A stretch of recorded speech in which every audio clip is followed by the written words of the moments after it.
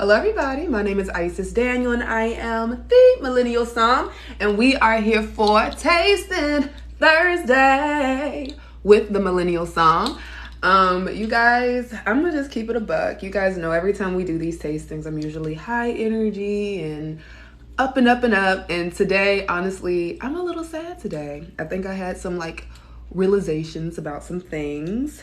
And I'm just trying to, I guess, refocus, recenter myself and be good. So you guys know how I am. I'm always trying to be transparent and just honest with you guys about where I am, who I am, all that stuff. So I wanted to give you guys the truth. If you notice that energy is shifted, it has a little bit, but it's okay. Because even when energy has shifted, the show must go on. So we are going to have our tasting today. And I'm actually pretty excited to show these wines with you for a couple different reasons. Number one, if you guys are familiar, let me know. Have you ever heard of Clif bars, right? When you go to the grocery store, you need a little bit of energy. Let me know in the comments if you ever heard of the Clif bar. It's like a nutritious energy bar, right?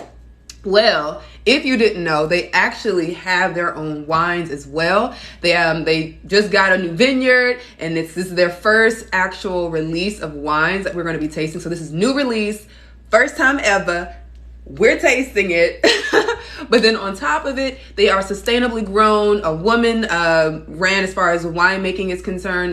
Laura, we will be interviewing her tonight on Instagram at 7 o'clock. So please make sure that you guys stay tuned, stay connected, because we will be heading over to Instagram to interview Clif Family, right?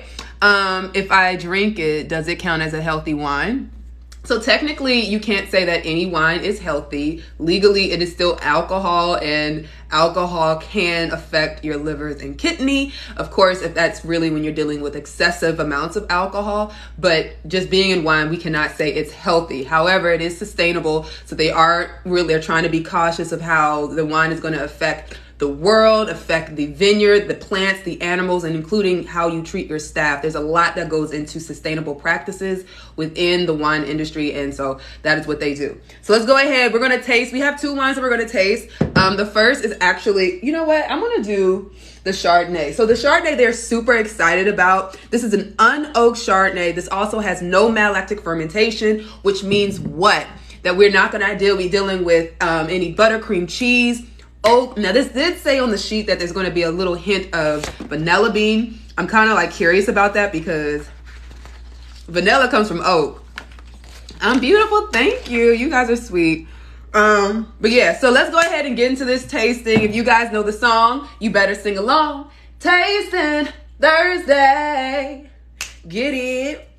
Tasting Thursday. With your girl, the Millennial Somm. I am she is me, and we are here for another Tasting Thursday. Every Thursday right here at 6 o'clock, and then we head over to Instagram to interview winemakers, wine lovers alike, everybody. If you're in the wine industry and you got something to say, I interview you on Instagram at 7 o'clock p.m. Eastern Standard Time. So make sure you follow, subscribe, follow me on YouTube, sign up to my mailing list, everything wine club, get into it. So let's go ahead and get into our first wine. Again, this is the Oak Knoll district of Napa Valley. So this is where they actually have their new vineyard. They're really excited about this particular vineyard. It says that this wine was hand harvested in cool morning hours. These grapes are then whole clustered, pressed in tanks. The juice is cold, settled for 24 hours, initiating fermentation with cultured yeast. Okay, so everything about this wine is about making sure that we maintain the natural flavors. They are trying to preserve the primary characteristics. So we're not dealing with secondary being characteristics that are added to the wine externally, right?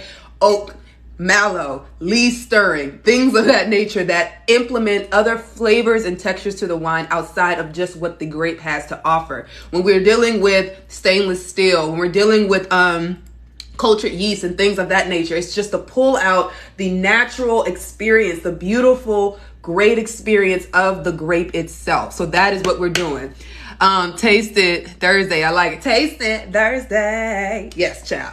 So this is what we're doing. This is Clif Family Winery. Go ahead and take a screenshot if you must. Again, this says Unoaked Chardonnay. So if you guys are some people who hate Chardonnay, you're like, oh my God, I do not like Chardonnay. It is not for me. But really what you don't like is either the excessive amount of oak, or you don't like the malolactic fermentation, that buttered cream cheese flavor. This is the wine for you, because this is just beautiful, seamless Chardonnay. I've already had this wine, okay? And this wine is pretty freaking good. So let's go ahead and get into it. If you guys know all of the steps, awesome. If you don't know the steps of tasting, I think I used my last one and I did not print out more tasting sheets. Well, I'll be bad word. All right, it's all good because I know my steps. What is the first step of tasting? If you guys remember, I'll give you some hints. Let me know in the comments below. The first step of tasting. What's the first step of tasting? What's the first step? What's the first step of tasting? Like, y'all tell me, what's the first step? Yeah, that's me. I be saying that too. Yes, sight. Thank you so much, Goddess of Grapes. The first step of every tasting is sight. Let me know in the comments why you believe Let me know in the comments below why you believe the first step is sight rather than sight, smell, or every other step, right? Why is sight the number one step, the first step?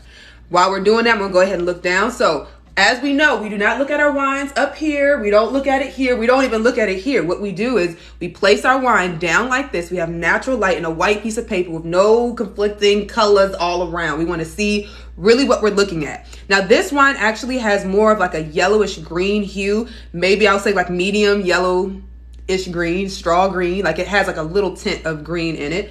We usually, whenever I see this in like a Sauvignon Blanc, which any Chardonnays that have no mallow, no oak, sometimes you really it can taste and look like Sauv Blanc. Now, you guys can tell me if you disagree or not. This is an opinion, something that I've observed on my own. But really, when you're dealing with Chardonnay that is crisp, nice acidity, lots of green fruit, very fresh and vibrant, not having a lot of, external secondary characteristics, it really does remind me of Sauvignon Blanc. Do y'all think that?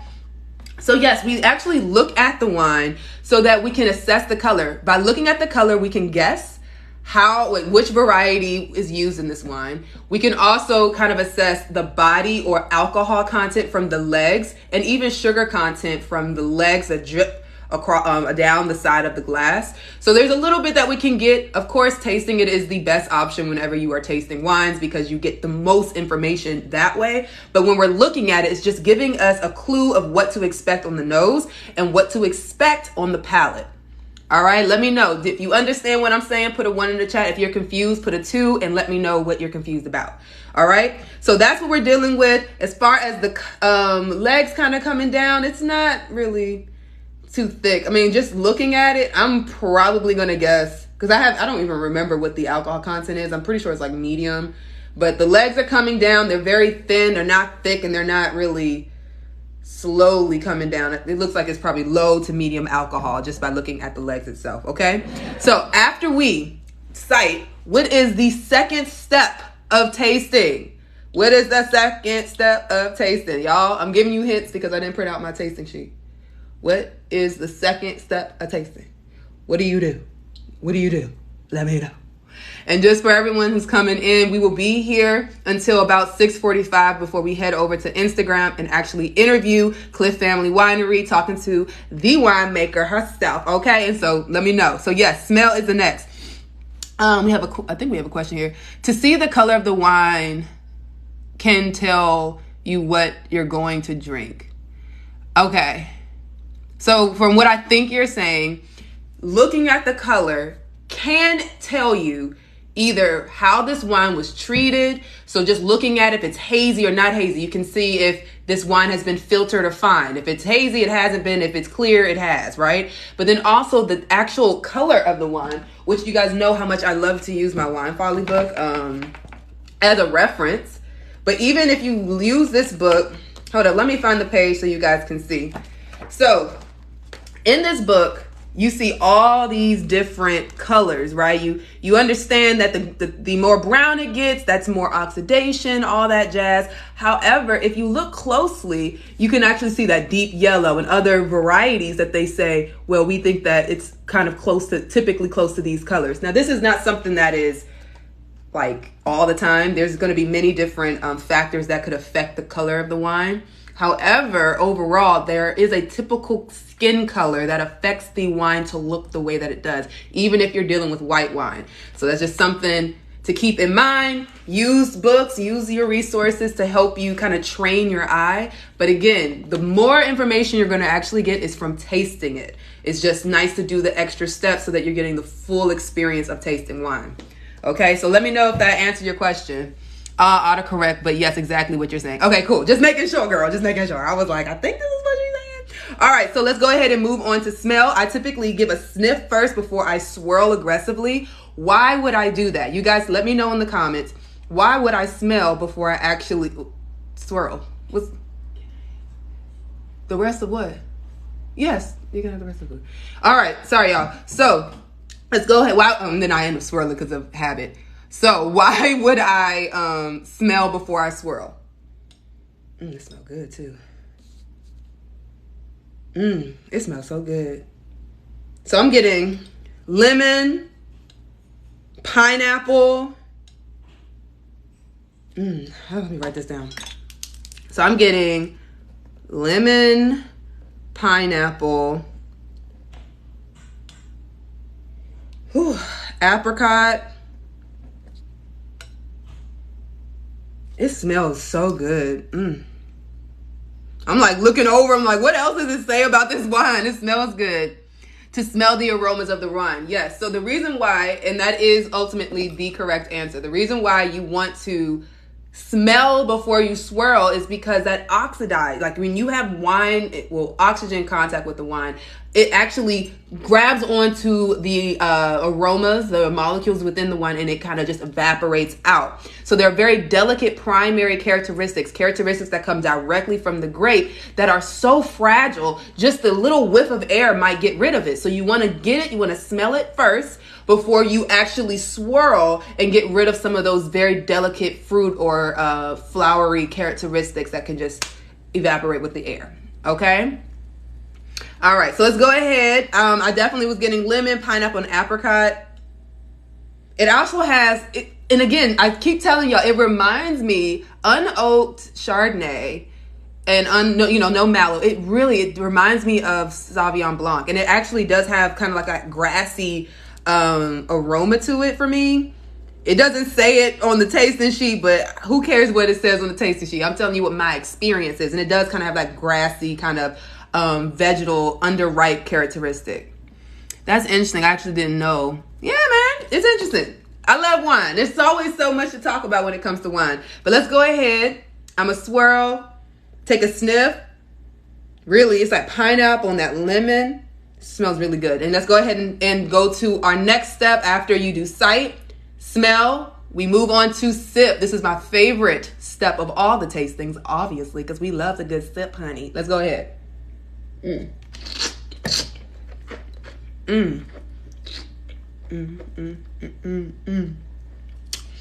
know, wine has a very, excuse me, y'all. This wine tastes good. Y'all, if you do not like buttery Chardonnays, this is the Chardonnay to get.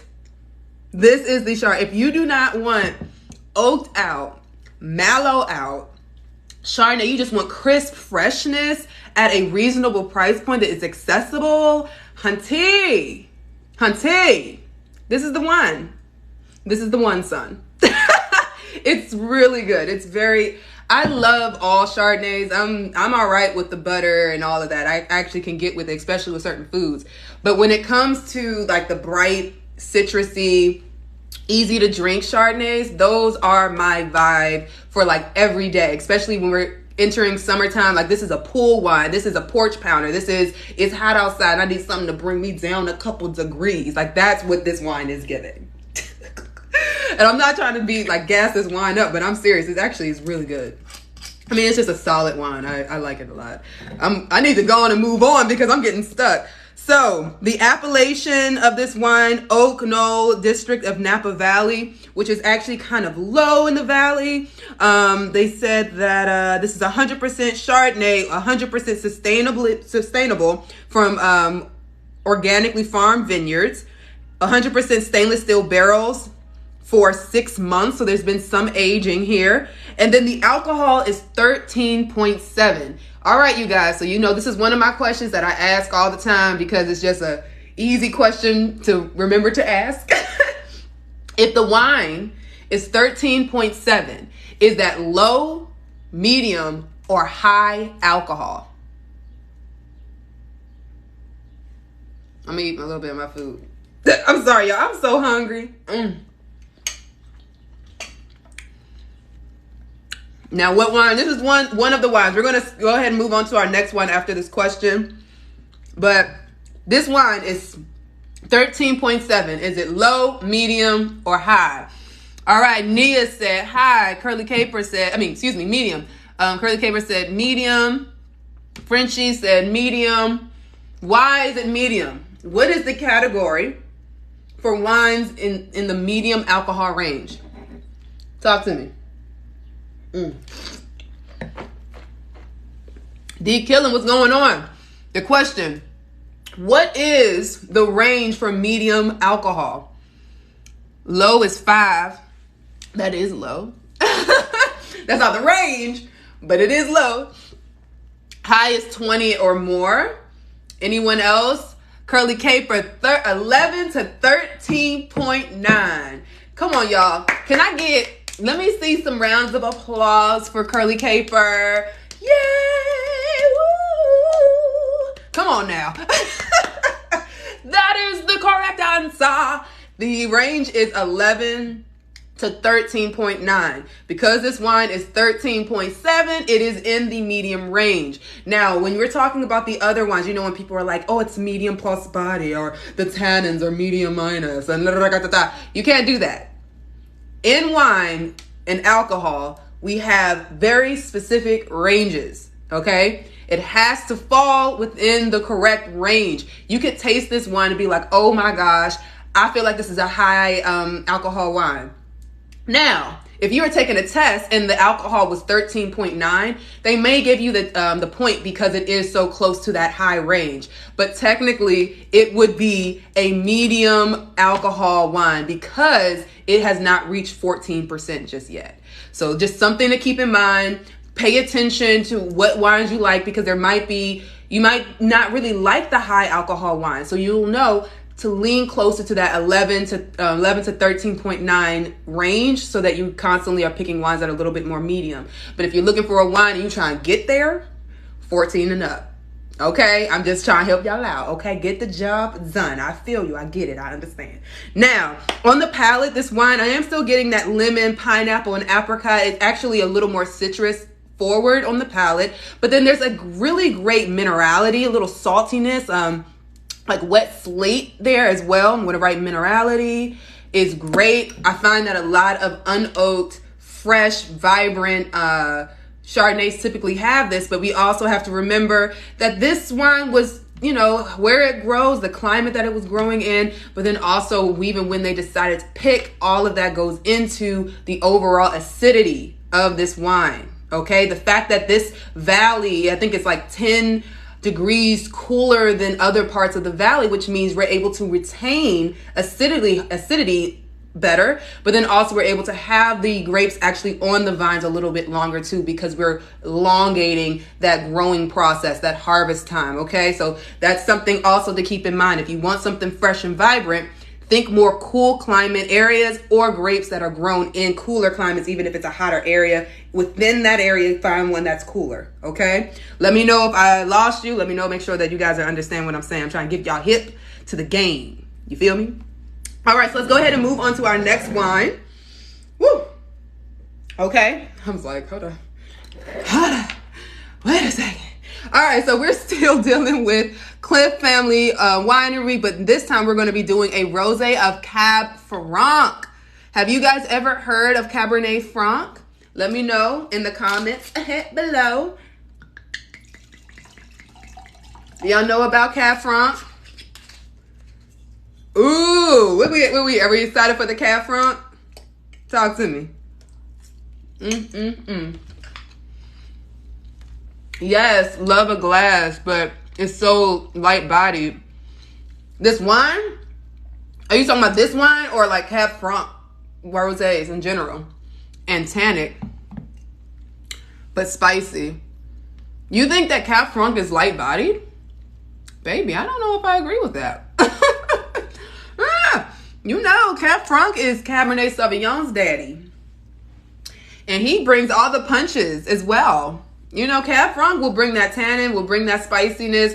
Not as much as like acidity as Cabernet Sauvignon, but it still has that richness and that earth, that gumph, right? Definitely that's what brings that to a Cabernet Sauvignon.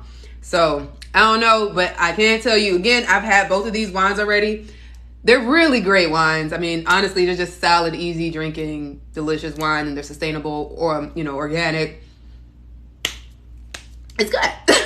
All right, you guys. So we already know all of the steps of tasting because we just did it. We have a good 25 more minutes left before we head over to Instagram to interview Clif Family Winery, talking to their winemaker and getting to know her and the backstory about how to get into wine and what is the day-to-day of a winemaker. Come on. That's what we're going to be doing at 7 o'clock. So let's go ahead and get into this wine. And tell me, what is the first step of tasting? What's the first step? What's the first step? I'm giving you a hint. What's the first step of tasting? What's the first step? Let me know. Sight. Excellent. Thank you so much, Frenchie. Let's go ahead and do it. So, do we look up like this? Is this how we check out our wine? Is this it? Y'all tell me. No, thank you, Nia. We don't look up. We look down. Okay. So this one actually is giving more of kind of like that copper kind of tone to it, but it's more like a pale copper color. Let me actually switch my thing. Make sure I'm looking at the right thing because now they said pink. I'm thinking it's more copper. That's what I'm rocking with. I'm so mad. I put on my notifications and didn't get notified. TikTok be playing with me. I have given up. I do my tastings for you guys, and if you catch me, you catch me. That's why I try to be consistent on my times. Every Thursday at 6 o'clock, I'm going to be here. So just set your alarm, baby, and show up because, child, TikTok don't like me anymore. So anyway, yes, this is what you look down at the color. I'm saying kind of like a pale copper color. Let's go ahead and smell. That is the second step of tasting. Ooh. All right, so on the palette, I'm getting like blossom, some type of like, I want to say like a white flower. Pear.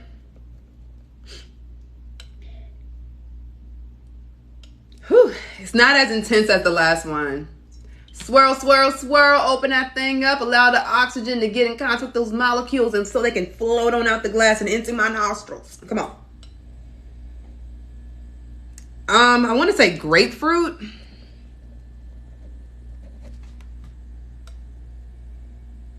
Yeah, so this on the nose, this wine definitely has just great freshness. It's a little more tart on the nose than the previous wine that we had. Is that tart cherry? Is that tart something? I don't know. I will definitely go and taste on the palate so I can refine what that is. But it does kind of have it's a little tight, but not in a bad way. Let me taste the wine so that we can figure it out. So we've done sight, we've done smell. What is the third step of tasting? After we look at it and after we smell it, we will then what? It's my favorite step of all. Let me know in the comments what we doing, where we going, how it working, what's up. Sip. I sip, you sip, we sip. Hey. Okay. So let's go ahead, take a sniff, and then sip.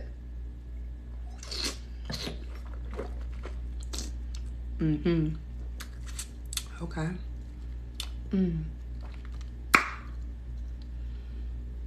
It tastes like summertime. It tastes tastes like summer. That's really how it feels right now. So I am getting more of like a tart cherry. It's definitely on the forefront. I'm still getting kind of like that pear and grapefruit for sure, but it's actually a little more like grapefruit rind, because there is a little bitterness to it. Now, not in a bad way. With some rosés, I'll say, and a lot of people like that kind of underripe characteristic. And again, these two wines were grown in the same vineyard, so we are dealing with a cooler climate within Napa Valley. But wait, what did it also say? So just like the other one, this one was hand harvested in the cool morning hours, initially for rosé making, with low sugar, high acid, which is definitely what I'm tasting. They are whole cluster pressed, then cold settled for 24 hours before initiating fermentation with cultured yeast. So this is the same process that they did to create their Chardonnay. Again, I already told you guys, whenever you're doing you're picking in early in the morning, you use a stainless steel, right? They actually did use some oak in this one, but it's mainly stainless steel. So they put it into 25% neutral oak barrels. So neutral oak means we're going to allow this wine to oxidize. We want a little bit of oxygen contact kind of seeping in slowly over time through the pores of the oak, but we don't want our wine to actually taste like oak. So we don't want smoke. We don't want vanilla. We don't want, I don't know, what else? Dill or coconut or any other flavor that could come from American, French, or European oak. We want this wine to just taste a little bit more mature with its already natural flavors that are primary characteristics that turn tertiary as we allow it to oxidize. Deliberate oxidation is what's happening with that 25% neutral oak. Am I losing you guys? I feel like I low-key am going in. If you understand what I'm saying, put a 1 in the chat. If you're lost, put a 2 and ask your question. But there's a lot that this winery is doing to preserve the natural flavors of this wine. And I'm actually excited to talk, at 7 o'clock and really get a better understanding of why they chose to do this. Okay, love the nerd levels. Because I'll give you a wine nerd. Okay. All right, so let's look more at this. Stainless steel barrels and aged for 4 months with no malolactic fermentation, no butter, cream, cheese. However, if there's been any type of lees aging or stirring in this wine, which a lot of wineries do just to add a little bit more body, a little more texture, sometimes you might get a little cream or you'll get yeast. I'm not really, pause. And this is how you taste, by the way. So when I was studying for my level 3, which we will remember, I got that in Heal, right? One of the things that one of my friends who helped me study, she would say, you have to ask yourself questions. So when you're tasting, think about it. Hey, what are the flavors of malolactic fermentation? Smell it and see. If you don't smell it, then there probably wasn't any. However, you also have to ask, am I getting any brioche bread, yeast, or cream? If you are, then there is a chance that you're getting lees aging, but you have to think, what are these aromas that I could possibly be getting in this wine beyond what's already jumping out the glass? So you can double check if it's actually there, just slightly underneath the surface. Does that make sense? So let me go ahead. I'm gonna try to see if there's any cream in this.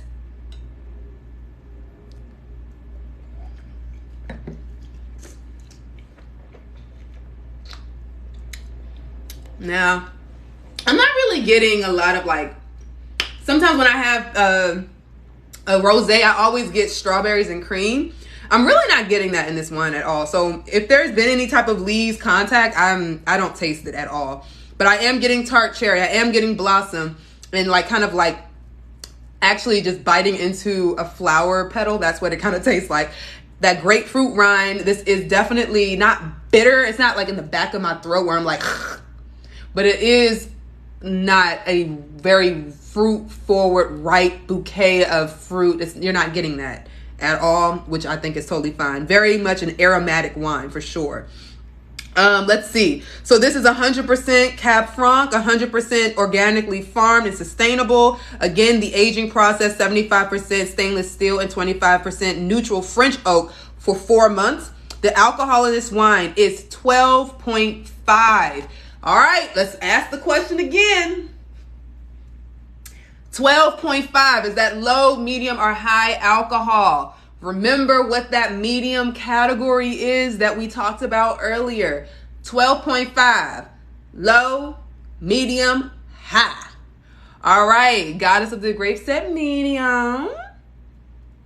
Who else gonna say something? D. Killen said medium. Frenchie said medium. Now, y'all might as well go ahead and tell me, what is the medium range for wine? What is the medium range for wine? Alcohol in wine. What is it? Tell me if you remember. You remember? What's up, Pop Lemons? For me, high, but I'm a lightweight. Baby, we're not talking about you. We're talking about wine. But it is good to know what your range is. So if 12.5 is too high for you, then you want to maybe stick to a different category. Because the answer, yes, is medium. But as Nia said, it's 11 to 13.9. That is the range. 11 to 13.9. Low is 10.9 and below. High is 14 and above. Medium is 11 to 13.9. Okay? But just something to think about. So if you don't like 12% alcohol, then you want to stick to low end, which will be 10.9 and below. And there are plenty of wines out there with low alcohol. Plenty of wines. Plenty. I mean, right now there's such a crazy boom of health conscious wines, which, again, as we talked about earlier, there's no such thing as a health conscious wine. Not a thing. It's not real. It's make believe. They made it up. Wine is wine. It affects your liver and kidneys like they affect your livers and kidneys. You just have to be mindful of your wine intake and how it affects your body. That's it. Okay. Thank y'all for sharing the live. Okay, so that's the two wines that we are featuring tonight at 7 o'clock Eastern Standard Time. In 30 minutes, we'll be right over on Instagram Live talking to Clif Family Winery and really just diving into the wines, the journey of making these wines, understanding what it's like in the day in life of a winemaker. So if you're curious, like, what do winemakers do? How do they get it done? What do I got to do to get in the field? This is definitely a conversation that you want to have. Everyone from Clif Family has been absolutely amazing. I love talking to them. I love, hanging out with them. This cool. So y'all have to make sure that you tune in at 7 o'clock on the dot on my drop top, cruising the streets. I got a real pretty little thing that's waiting for me. I pull up, anticipating good love. Don't keep me waiting. I got plans to put my hands in places I ain't never seen. You know what I mean. Nice and quiet. There ain't no one there to interrupt. Ain't gotta rush. I just wanna take it nice and slow. Cause I've been waiting for this for so long. And making love until the sun comes up. Baby, I just wanna take it nice and slow. Alright. Y'all got any questions for me? Here we are, driving around town, contemplating where I'm gonna lay down. Girl, you got me saying, bye. Get this thing started right now. I wanna do something freaky to you, babe. Have I ever? So yes. Now I did. For people who catch the replay and don't know what I'm responding to, I was just asked by Eternal Sage, have I ever reviewed any Trader Joe wines? And the thing is, I have. However, I didn't say that I had it from Trader Joe's. I did do one on Costco about a year or two ago. Lord. But yeah, I should do some more like Trader Joe's. I just had a bubbly rosé and was curious how the bubbles impact flavor. So typically whenever you're dealing with bubbles, you're automatically going to be raising that acidity. So think about acidity is going to rise as far as that's concerned. But beyond that, sometimes the bubbles can add like a minerality to the wine, typically from my experience. I feel like this is probably a more technical question that I don't fully have the answer to. Also with the bubbles, and you have to remember that's gas, carbon dioxide leaving. So that's also aromas that's going to be coming. That's going to impact, allowing the wine to be a little more intense in aroma. That's what I would say. However, does the bubbles truly impact flavor? I don't think so. I think that majority of the time, if you have flavors from the bubbles, it's probably because you actually injected CO2 into the wine rather than allowing the wine to create CO2 naturally.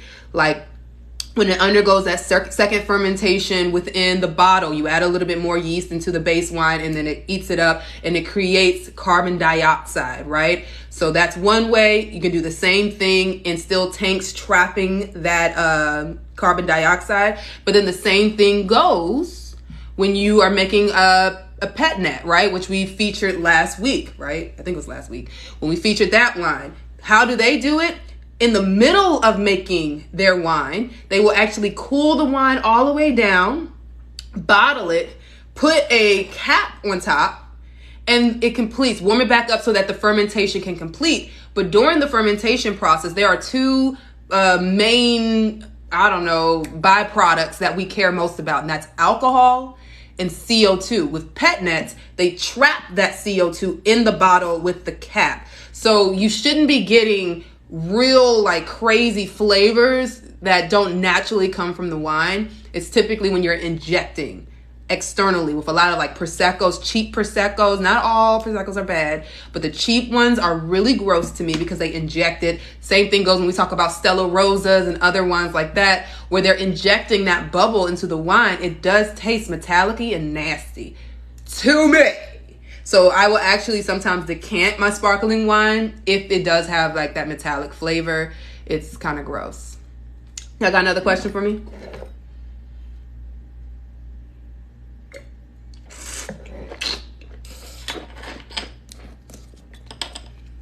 Interesting stuff. I've only tried a couple types of white wine. Do you have a list for beginners or good basics? Absolutely. So when we are trying to get into wine, it's important that you taste the rainbow. Happy Pride. But so when I say taste the rainbow, when we're dealing with white wines, I definitely think that you should obviously have a Riesling. Start with Riesling. I think that Riesling is just a great. Why do I think it's great? Not because people assume that it's sweet. It's not about the sweetness level. It's about, number one, the wine being easy to drink, nice acidity. It's a lot like lemonade in that way when it comes to that acidity. But you can also find wines within your palate. So if you want a dry Riesling, you can have that dry Riesling. If you want a sparkling wine, you can have a sparkling wine. If you want an ice wine, you can have an ice wine. There's just so many ways to experience it. But then once you do that, I think that you should try the whole gamut of Riesling. Try an oaked and unoaked, like we're having today, Chardonnay. And remember, champagne. If you like champagne and you're drinking a Blanc de Blanc, you are drinking a Chardonnay. So do not come to me talking about how you do not like Chardonnay. Don't do that to me, okay? There are so many out there. I think that you should also do a Sauv Blanc. Try Sauv Blancs if you're having any leafy vegetables, things like that, asparagus, broccoli, anything like that that's hard to pair. Sauvignon Blanc is a great wine for that. Number one, it has the great acidity, but it also has those underripe characteristics that will pair. So it's good for that. So I would really say try the principal, main, most popular white wines and try the different styles of those wines as well to get a full experience and understand what you like and what you don't like, from sweetness level to dry level to just primary characteristics that come directly from the grapes as well. Chardonnay is one of my favorite wines. It's good, but versatile.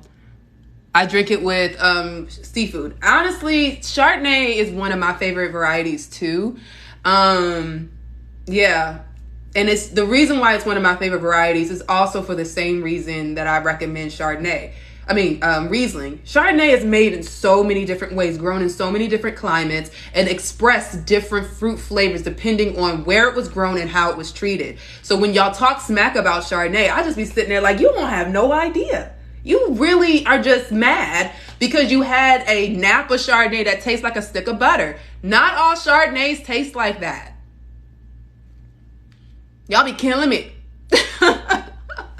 But it's because, you know, you can only go based off of what you're told or what you experience. So I totally understand. It's like having that one bad day where you had, I don't know. Oh, you know mine? I had maple, crown maple. I couldn't eat pancakes for a very long time. And some people have that kind of story when it comes to Chardonnay and other varieties. And you have to remember, not every wine is built the same way, at the same level, treated the same way with love, and meant to be aged or drank early. Some wines you need to wait a couple years. Like, there's so much that goes into it. And yes, I'm here to help you guys. You're not by yourself. Don't feel overwhelmed. I got you. But it is something to keep in mind that there's a lot that goes on. That tastes like syrup, girl. And I was playing. I was young. And we were playing Drunk Monopoly, and my behind had some Crown Maple, and I kept losing. Like, I took like 3-4 shots off the get, like immediately playing that game, and I was on my ass. And I was just not okay. I was not okay. We had to have some story times from my like younger years, because working in the hospitality and then also being in a band when I was a child, I was wilding out here, but I lived. I have no regrets. I did live. Can you tell quality of a wine from the label? So to a certain extent, yes, you can tell a quality of wine from a label. So number one, as you start to get to know regions a little bit more, you'll be able to look at a wine and be like, oh, that wine's from this region, from this chateau. I know that within this region, they have these guidelines of quality that the wine has to hit. And then also within that, I know this wine house, this chateau, this something. I know how they treat their wines. I know that they're sustainable. A lot of information can come just from the region itself and also the producer, right? So if you understand that, then yes, you can look at a label and know what the quality of wine is going to be. Or if not the quality, the overall experience. Certain wine regions only grow certain grapes. So if I'm looking at a white Burgundy, I can safely assume that that wine is going to be a Chardonnay. And I can bet based off of this region or that region that there's been some oak or there's been no oak or there's been mallow or there's been no mallow. It all depends on what you're looking for and what the focus is. But yes, you can get so much information looking at a label, up and including too if it's a quality wine, if you're familiar with that particular producer. Let me know if I lost you.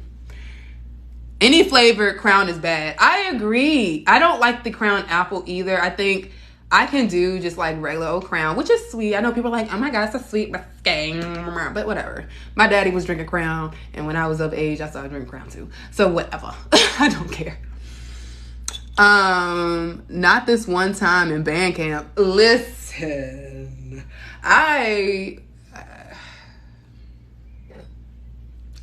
y'all, I was wilding out when I was in the band. Yeah, I was a lead singer.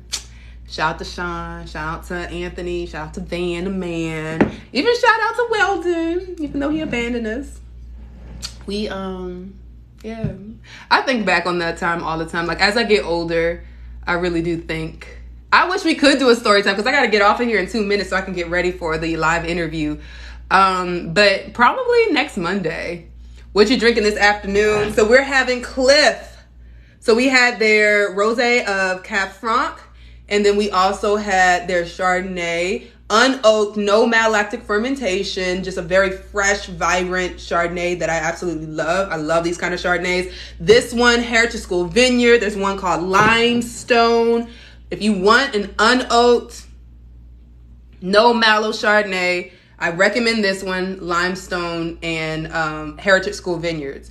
Now, this is a Cab Franc Rosé, and it actually is really good. If you're more into those tart, underripe characteristics, bright acidity, this is definitely the rosé for you. If you're looking for something with more vibrant fruit up front, I don't think that this is the one for you. Just want to give you guys a heads up. But if you want something, both of these wines are great porch pounders, awesome summer wines. Like, the acidity in this is going to cool you down while you at the pool. I'm just saying. All right, so we'll have story time. We'll have story time on Monday. Monday at 6:30. Mark your alarms, okay? I'm gonna think about like some funny stories of when I was young. Okay? We gonna do it. We're showing a 0 Mallow and 0 Oak Chard this week. So good. I love the fresh, especially during this time of year, where it's just nothing but seafood, freshness, deliciousness. I love my bright, vibrant wines. It's just definitely a vibe. Definitely a vibe. I'm really sad I don't have more of these wines because I don't have to drink them within the next 2 days, which, you know, no wine left behind. Oh, did y'all notice my shirt? Y'all need to go and get my shirts. I got my Wine Abuse shirts. I got all that. And it's not too late to sign up for my wine club for this month.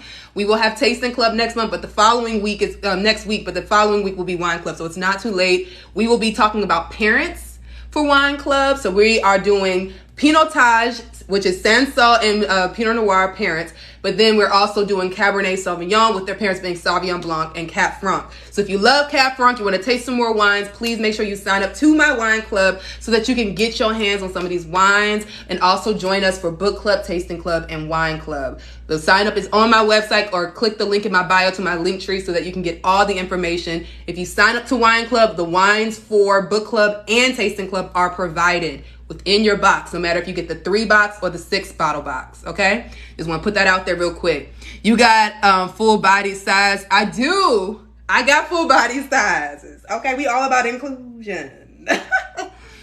The one I was showing, Humboldt Blanc. Ooh, pear juice. I want to try it. When we were supposed to book a conversation so we can do this blind tasting online, man. Sanchez, we got to do that. You know I get busy. Harass me. Help me. All right, you guys. So I'm going to go ahead and get off of here. I will see you on Instagram. Use the bathroom. Get some water. Grab a snack. Meet me on Instagram and come ready with some questions. Get you a bottle of wine. Crack that thing open and taste along with us. We're gonna have some fun. We got 2 wines, so we'll see where the night goes. Okay? I'll see you guys on Instagram. Mwah. Love you.